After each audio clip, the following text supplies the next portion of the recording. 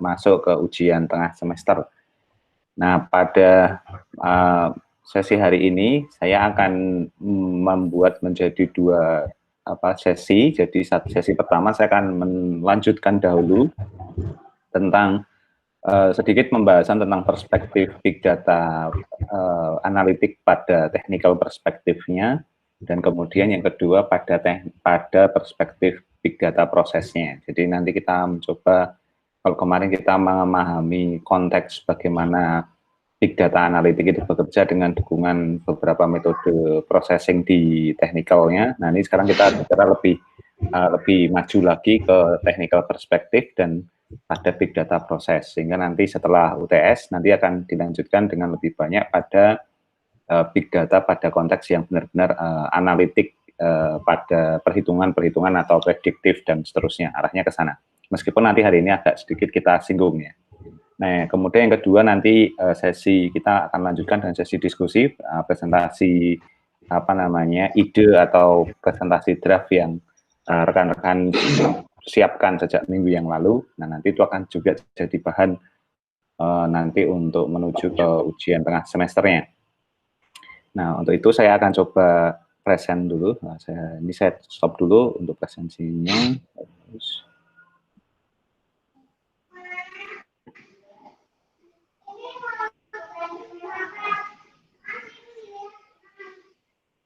Yep. Nah, jadi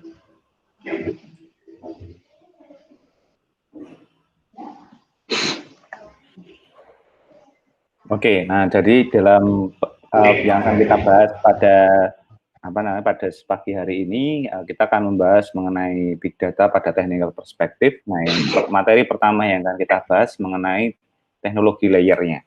Nah, kalau kemarin kita membicarakan banyak sekali tentang engine di dalamnya, engine yang menjalankan big data itu secara terus-menerus dan secara secara simultan begitu. Nah, kalau kita lihat memang pada ujungnya kita berhadapan dengan 3 layer ya untuk kemudian big data analitik itu harus bisa bekerja dengan baik. Jadi yang pertama adalah kita memiliki layer infrastruktur. Nah, jadi layer infrastruktur ini memang nanti big data analitik itu sangat tergantung dengan dukungan dari infrastrukturnya. Jadi kita juga tidak bisa berharap banyak bahwa kita bisa memiliki tanda kutip kemampuan analitik yang cukup tinggi kalau misalnya kita tidak didukung dengan infrastruktur yang mencukupi untuk keperluan itu. Maka sebenarnya penting sekali pendekatan kita membangun arsitektur atau infrastruktur big data itu sangat tergantung dari purpose atau kebutuhan yang diinginkan untuk nanti dijalankan dalam proses big data analitik. Nah, jadi kita perlu men-set up dulu apa yang diinginkan, apa yang dituju, sehingga kemudian nanti infrastruktur itu kita sesuaikan. Nah, jadi kita perlu melihatnya tidak kemudian tanda kutip selfish, kita punya infrastruktur apa, kemudian big datanya ya sebisanya, bukan semacam itu. Tapi konteksnya sebenarnya di awalnya itu adalah kita melihat dulu dari sisi big data purpose-nya, kemudian nanti kita mendefine arsitekturnya seperti apa. Nah, kemudian makanya di layer di atasnya infrastruktur ada big data arsitekturnya. Ini memilih atau memadu-madankan beberapa puzzle teknologi penyusun big data engine menjadi satu orkestrasi begitu, dan kemudian nanti melayani purpose-nya. Nah, purpose ini nanti diwakili dari aplikasi atau application.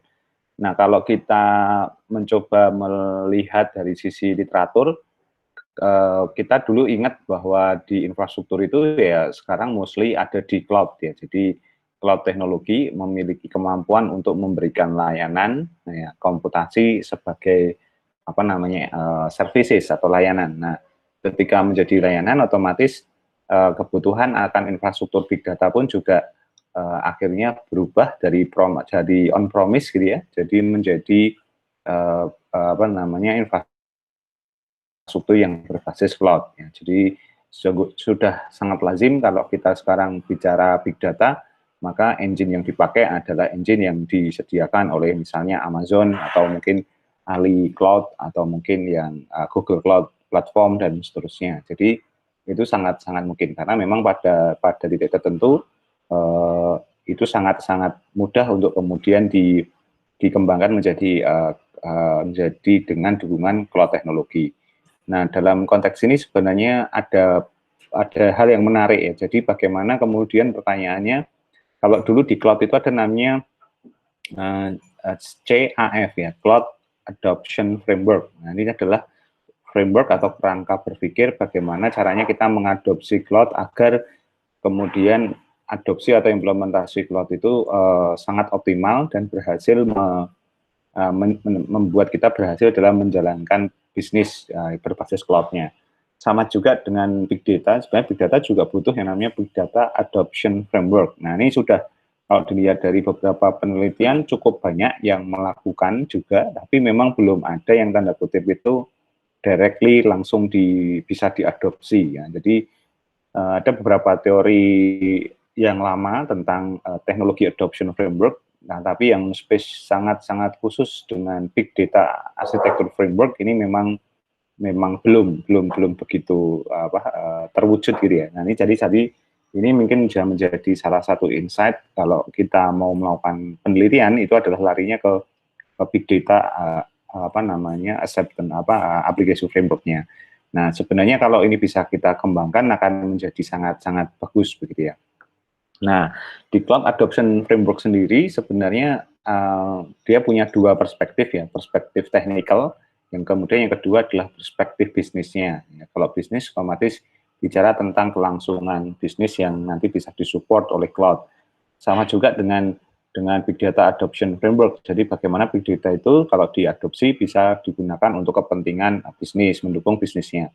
Dan yang terakhir adalah tadi technical perspective. Jadi nanti ada 3 kalau tidak salah ya, protokol, teknologi, dan security. Jadi semuanya nanti dihadapkan pada isu itu. Nah, sebenarnya kalau kemudian big data itu kita taruh dalam dalam infrastruktur cloud, maka ya framework adopsinya juga sebenarnya mirip dengan cloud adoption framework ya. Jadi mirip-mirip lah gitu. Nah, ini nanti perlu dipelajari ya secara khusus begitu. Jadi karena kalau kita bicara itu nanti istilahnya itu tidak serta-merta kalau kita mau mengimplementasikan big data cuma seperti copy paste itu tidak bisa. Jadi harus ada semacam framework cara berpikir untuk mengimplementasikannya. Nah, yang kedua adalah ketika kita sudah punya framework adopsi big data-nya dalam infrastruktur, maka kemudian baru kita bisa menyusun big data arsitekturnya. Jadi sebenarnya pilihan teknologi itu sangat tergantung dari pertama purpose tadi dan kemudian dari ketersediaan infrastruktur. Jadi kalau bahasa saya big data arsitektur ini punya kemampuan fleksibilitas atau elastisitas untuk tambah kurang dan disesuaikan dengan kebutuhan dari untuk mendukung analitik yang akan dilakukan gitu.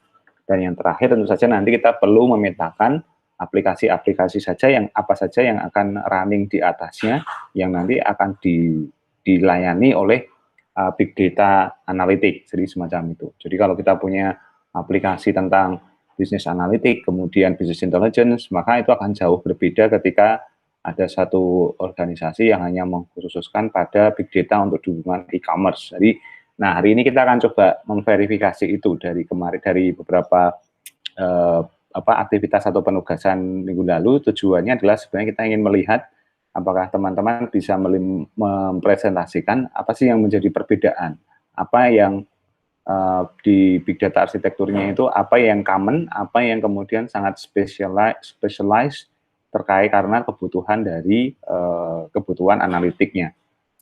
Nanti semacam itu. Nah, ini yang menjadi pertanyaan. Jadi sebenarnya kalau kita mau semacam penelitian tesis gitu ya, fokus pada technical layer ini saja sudah sangat luar biasa. Jadi karena masing-masing memiliki kebutuhan spesifiknya yang berbeda-beda. Jadi teman-teman bisa kemudian membayangkan bagaimana suatu fasilitas data center misalnya itu cukup complicated karena pasti kalau data center itu membutuhkan banyak sekali perangkat, kemudian engine-nya juga macam-macam, dan yang untuk melayani kebutuhannya juga macam-macam. Sehingga cukup sulit. Dan bayangkan kalau itu masih diselenggarakan dengan model konsep on promise, ya cukup sulit gitu ya. Jadi akan tidak reliable. Tapi pilihannya adalah dengan menggunakan cloud. Jadi kalau mungkin rekan-rekan ada yang sudah familiar dengan misalnya environment-nya Amazon ya, Amazon Web Service. Nah, itu sudah sangat customized. Jadi Amazon itu menyediakan semua layanan komputasi, big data function, big data engine, services, dan kemudian kita tinggal merangkai. Jadi elastisitasnya cukup tinggi. Nah, mereka bermain dengan sangat masif di big data arsitektur ini, di semacam itu. Nah, ini yang menjadi menarik, sehingga orang masuk ke sana, saya tinggal mendefinisikan kebutuhan kebutuhan bisnisnya seperti apa. Nah, kemudian kita tinggal nanti memilih engine apa yang paling optimal untuk mendukung kita. Nah, cara kemudian memplacing ya, atau memposisikan semua kebutuhan komputasinya atau kebutuhan analitiknya dengan rangkaian orkestrasi dari engine big datanya dan kemudian didukung dengan infrastruktur yang kuat. Nah, inilah nanti yang membentuk yang namanya big data application dari big data adoption framework. Jadi semacam itu. Nah, jadi di slide ini sebenarnya ingin menjelaskan bagaimana kita didorong untuk kemudian mempelajari yang namanya big data adoption framework, kayak gitu. Nah, itu poin pertama yang perlu kita pelajari dan perlu kita pahami. Gitu. Nah, jadi sehingga kalau kita bicara diskusi sedikit tentang misalnya menerapkan big data pada suatu industri yang cukup serius, ya tidak bisa serta-merta kita hanya kita pasang hidup, MapReduce dan jenisnya, tetapi kita harus memikirkan benar ini. Jadi dengan adanya big data adoption framework, kita jadi tahu kebutuhan saat ini, mungkin sebentar lagi dan masa depan, sehingga harapannya nanti yang namanya big data ini bisa berjalan panjang ya. Jadi investasi IT-nya menjadi berharga atau worth it karena bisa berlangsung cukup lama. Nah, kemudian yang kedua adalah adanya ini ada namanya big data proses ya. Jadi dalam big data proses ini kita harus melihat bahwa salah satu yang menyebabkan proses big data analitik itu berhasil adalah ketika prosesnya tertata, atau kalau bahasa teknologi informasi itu kita mengenalnya sebagai governance atau tata kelola. Jadi kalau kan sering mendengar ada namanya IT governance, berarti itu tata kelola atau alur proses yang terstandarisasi yang mengatur bagaimana teknologi informasi itu berjalan atau beroperasi. Nah, dengan adanya tata kelola itu, kita akan mendapat kepastian kelangsungan dukungan teknologi informasi terhadap bisnis kepada organisasi. Kita juga mendengar atau kita juga pernah mengetahui ada yang namanya data governance atau tata kelola data. Nah, bagaimana data itu diatur dari sisi strukturnya, dari atributnya, metadatanya, agar kita punya landscape yang lengkap, bisa mengidentifikasi range data kita itu terdiri dari apa saja. Nah, sehingga nanti itu meminimalisir munculnya garbage in dan garbage out. Jadi semacam itu. Baik diatur, baik data yang masuk itu seperti apa, data yang nanti keluar yang dihasilkan juga seperti apa. Nah, sama juga dengan big data governance, itu juga menata bagaimana proses itu berjalan. Jadi tidak bisa kemudian serta-merta ketika kita punya data langsung dimunculkan grafik visualisasi atau dashboardnya. Ada prosesnya. Nah, proses ini yang menjamin bahwa dashboard itu bisa dipertanggungjawabkan, baik secara proses ya, jadi data maupun secara proses. Kenapa semacam itu? Karena ada beberapa perspektif. Jadi yang pertama, perspektif big data prosesnya adalah dari data sumber. Nah, benar bahwa big data itu sumbernya dari mana saja, dari manapun, tetapi sumber dari manapun itu tetap harus memenuhi kaidah verifikasi. Jadi gitu, harus verified ya. Kalau bahasa ciri big data yang 5V, ya dia harus memiliki volume, variety, veracity. velocity dan value yang jelas begitu ya. Nah, jadi harus semacam itu.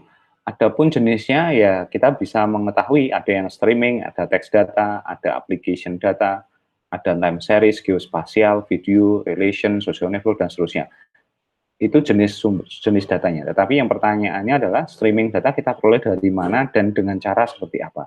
Nah, ada beberapa isu yang menarik. Kadang kalau kita bicara big data, itu ada isu tentang security. Nah, security yang dimaksud sebenarnya pada poin ini adalah mungkin kita bisa dapat data dari Twitter, tapi caranya tidak legal, misalnya begitu. Nah, itu dalam konteks security, maka data kita juga dianggap tidak, tanda kutip, tidak sesuai atau tidak sesuai yang dengan diharapkan. Nah, efeknya adalah data itu bisa jadi tidak bisa digunakan untuk proses berikutnya. Nah, ini nanti akan jadi masalah.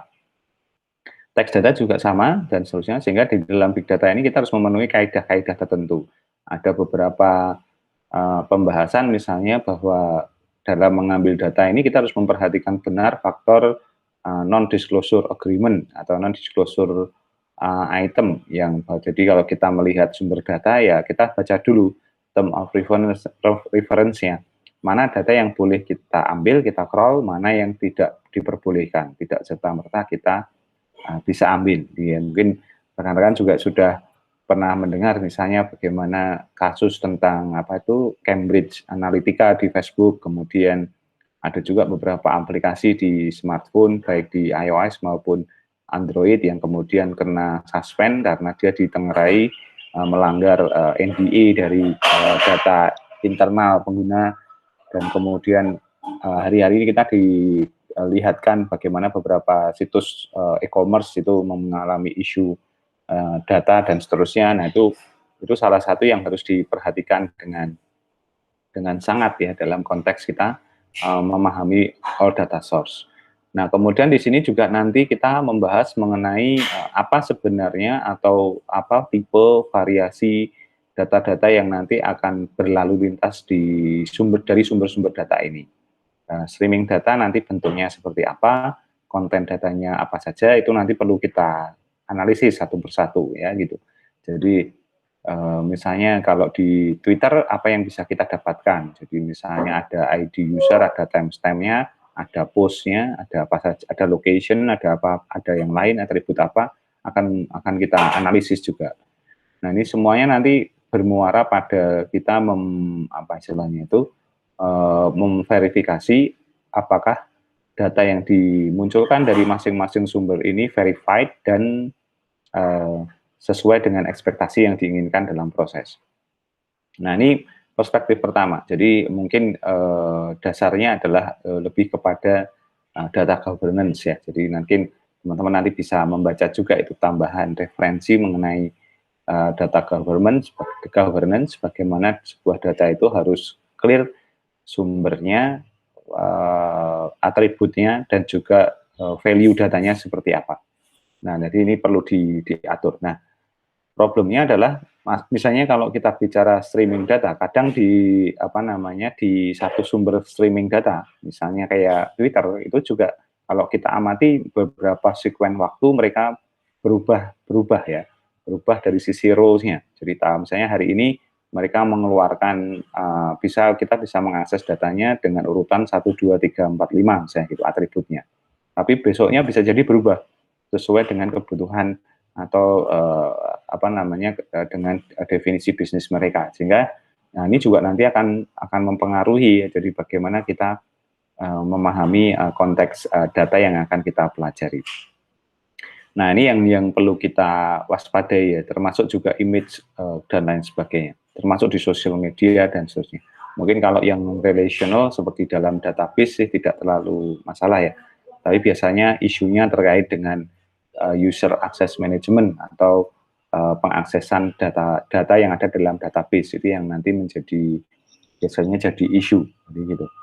Nah, ini perlu kita lihat ya. Nah, terus kemudian juga ada isu juga di data source ini isu terutama kalau kita menyentuh data-data yang terstandarisasi oleh industri. Nah, jadi ada di beberapa industri itu yang memang memiliki standarisasi data, apa saja yang bisa diambil dan apa yang bisa kita analisis. Jadi, dan itu sudah clear, bahkan sampai atributnya harus apa, kemudian karakteristik value-nya seperti apa, itu juga sudah ada. Jadi ini harus kita juga harus memenuhi kaidah itu. Nah, sehingga itu yang menyebabkan kompleksitas tertentu ya dari sisi dari sisi data sumbernya. Nah, nanti mungkin teman-teman harus mempelajari benar tuh. Jadi misalnya kalau kita mau bermain dengan big data di bidang financial, ya kita harus membaca benar itu bagaimana dari aturan bermain di Sarbanes-Oxley standar, kemudian nanti ada tentang Financial Act standar dan segala macam, itu nanti harus kita lihat. Di telco kita punya ITU, punya ISO dan segala macam. Jadi itu harus juga dibaca, harus juga diketahui agar nanti ketika kita mendapatkan data sumbernya kita sudah punya standarisasi tertentu. Nah, kalau saya sarankan dengan kita memahami itu yang akan membuat kita menjadi big data engineering atau big data engineer yang benar-benar tahu landscape industrinya. Nah, itu yang biasanya membuat mahal di situnya karena tidak mudah itu. Jadi kayak gitu. Nah, itu dari sisi sumber. Jadi sumber ini sendiri sudah sangat kompleks ya. Jadi beberapa, mungkin 2 semester terakhir kemarin ada mahasiswa saya yang fokus ke sini. Jadi bagaimana membuat tata kelola itu dalam perspektif untuk data preservation misalnya gitu ya. Jadi ini juga penting. Jadi kita bagaimana mengelola sumber-sumber data yang nanti lari ke big data proses tanpa kehilangan originalitas datanya. Nah, itu juga menjadi satu isu. Nah, kalau sekarang di lab saya, lab sistem komputer dan jaringan, kita masuk ke privacy security. Jadi bagaimana dari data ini kemudian kita coba, bukan privacy security, preserving privacy. Jadi bagaimana privacy data seseorang atau suatu entitas itu bisa di-preserve dalam jangka waktu yang lama. Jadi ada jaminan bahwa datanya itu tidak diutak-atik oleh pihak yang tidak berkepentingan dalam jangka waktu yang lama. Nah, jadi semacam itu. Nah, jadi cukup banyak nanti ini muncul advance pendekatan untuk men-treatment agar data ini kemudian menjadi punya level tertentu yang tidak hanya data yang kita kumpulkan dari mengambil dari sumber tertentu.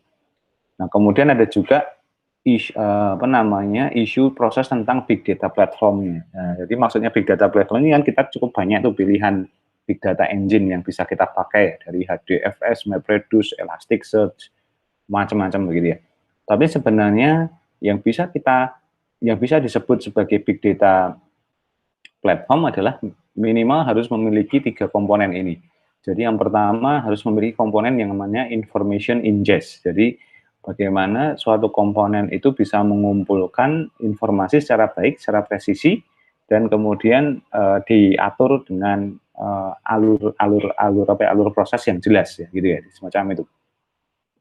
Nah, jadi kalau dalam konteks ini ya nggak bisa kalau cuma copy paste begitu ya, tapi harus ada ingest. Ingest itu kan ada 2 arah. Jadi ada arah untuk mengecek keberadaan data, mengambil data dan memverifikasi bahwa data itu diterima. Ya sama seperti ingest pada jaringan komputer. Kalau satu node dengan node yang lain pengen berkomunikasi ya dia harus di ping dulu, kemudian handshake, ada handshake-nya, ada acknowledgement-nya, nah baru kemudian komunikasi bisa dijalankan. Nah sama seperti itu analoginya ya.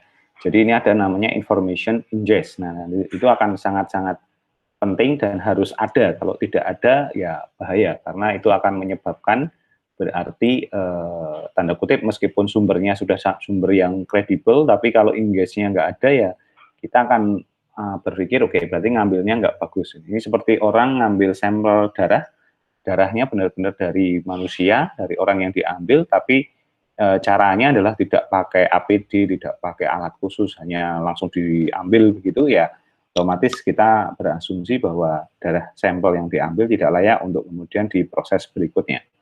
Nah, kemudian yang kedua ada komponen real time analytics ya. Real time analytics ini adalah suatu proses di dalam engine itu yang bisa memungkinkan kita memiliki analitik yang mendekati real time ya. Seperti minggu lalu kita bahas ada stream processing, in memory processing dan seterusnya. Nah, di situ baru muncul, oh berarti kalau yang memenuhi itu ya engine-nya adalah MapReduce atau HDFS, atau bisa menggunakan Apache Storm, bisa menggunakan Elasticsearch atau yang lain. Jadi ini membuka peluang bahwa Big Data itu sangat terbuka teknologinya. Jadi ini juga mengkonfirmasi ya tidak melulu Big Data itu harus MapReduce dan HDFS, tapi minimal apapun alat, apapun software, asal dia punya kemampuan real-time analytic, ya kita bisa buat begitu.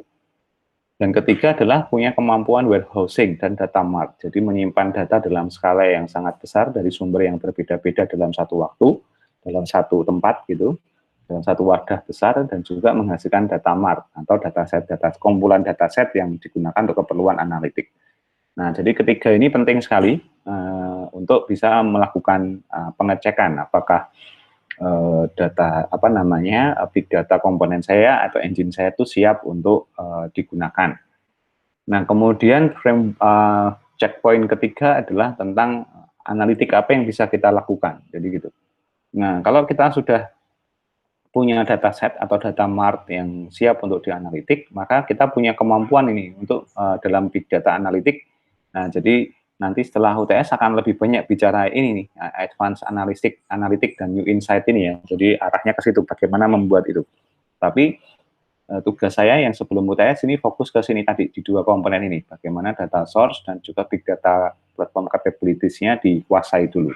Nah, dalam konteks kita melakukan advanced analytics, itu dataset kita itu harus kita siapkan sedemikian rupa agar mendukung proses analitik yang diperlukan ini. Jadi ada pertama exploration discovery gitu ya, kemudian ada deskriptif, ada prediktif, preskriptif, dan kognitif. Nah, mungkin analoginya gini, kenapa kita riset kita tentang misalnya machine learning atau deep learning atau artificial intelligence itu lebih senang mengambil data dari Kaggle gitu, dari Kaggle atau tempat-tempat dataset yang sudah ready di internet. Karena kolega-kolega kita yang memprovide data itu sudah menyediakan dataset yang istilahnya itu sangat siap untuk dilakukan analitik secara langsung. Nah, tapi yang tidak diketahui kolega-kolega itu menyiapkannya itu dengan proses sebelumnya yang sebenarnya kita bahas tadi.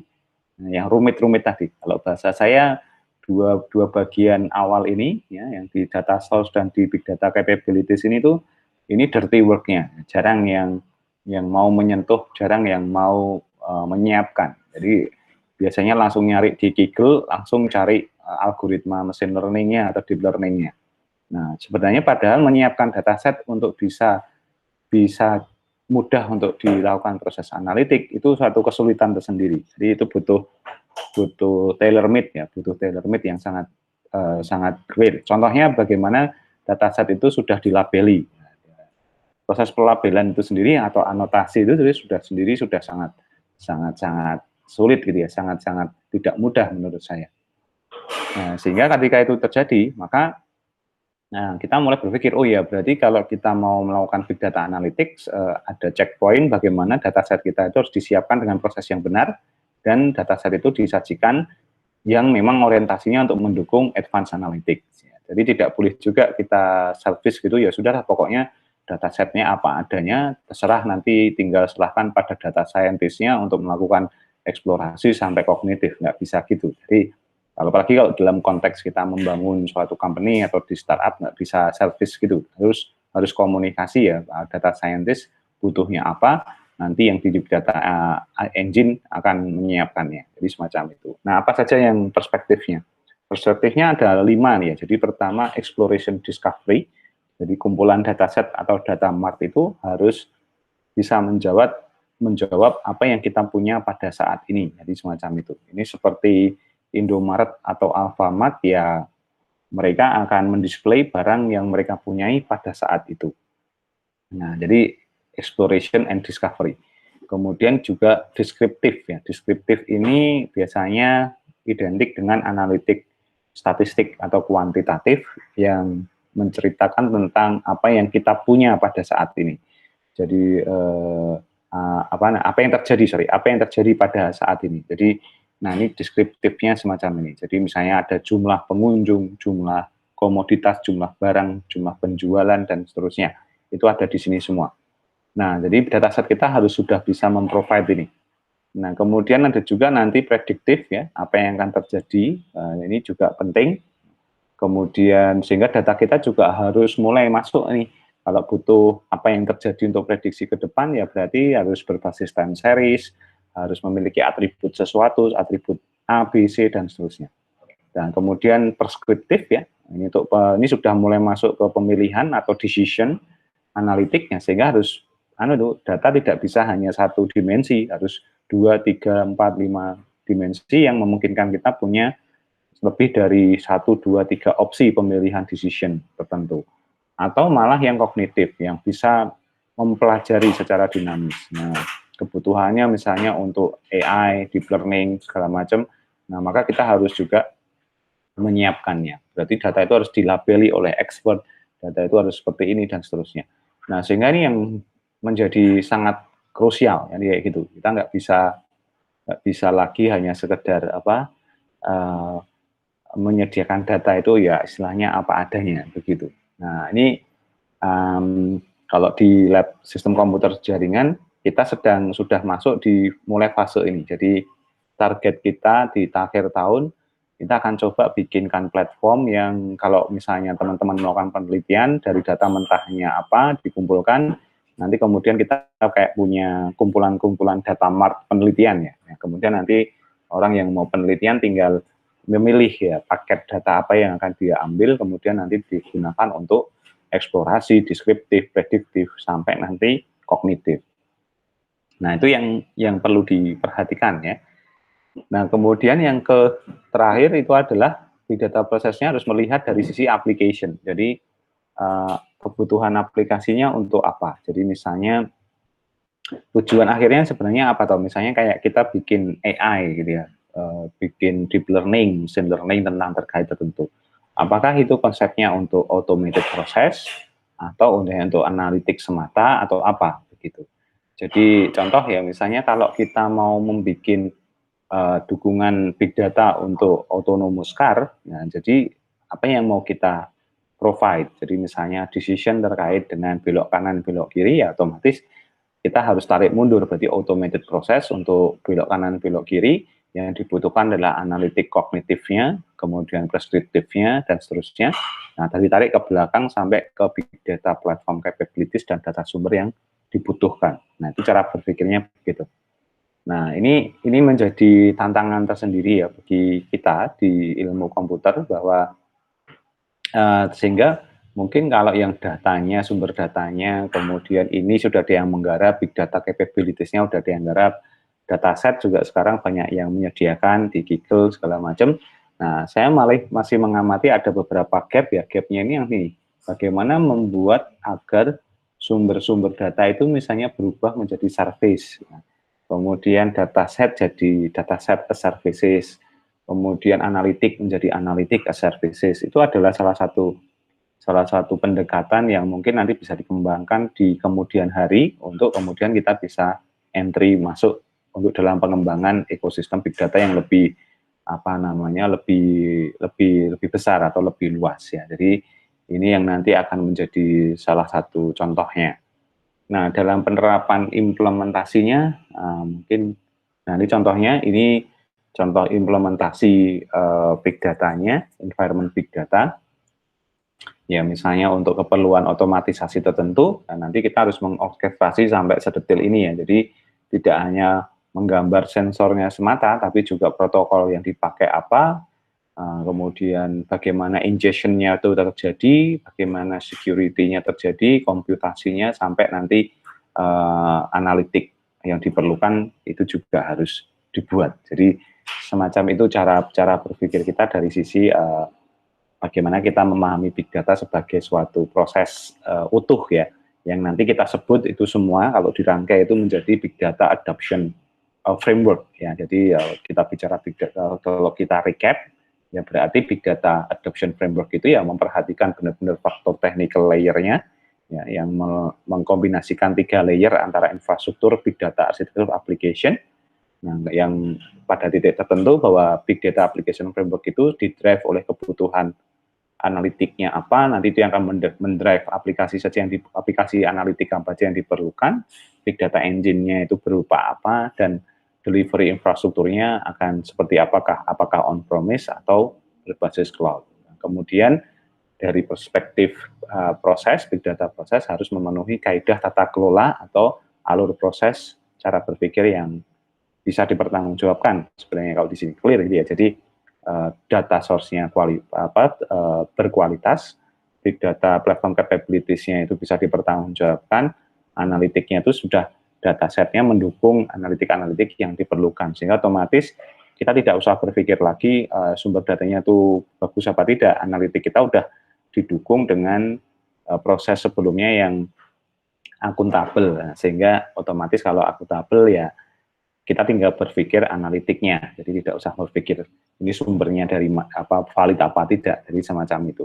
Nah, yang terakhir tentu saja nanti bentuknya adalah menjadi semacam environment ya, atau big data arsitektur. Nah, ini sebagai salah satu yang sedang kami coba godok di big data-nya Lab SKJ itu adalah membangun big data adoption framework, technical layer, proses, sama environment-nya ini untuk keperluan smart environment ya, yang nanti bisa jadi framework untuk implementasi smart nation, smart government atau smart city atau yang lain. Nah, itu poinnya. Nah, ini yang perlu kita teman-teman dan kita semua harus pahami, dan ini menjadi framework kita ketika nanti rekan-rekan berhadapan dengan misalnya diberi belajar langsung tentang metode-metode analitiknya. Nah, sebelum masuk ke situ, teman-teman sudah punya perspektif yang benar bagaimana analitik itu harus dijalankan.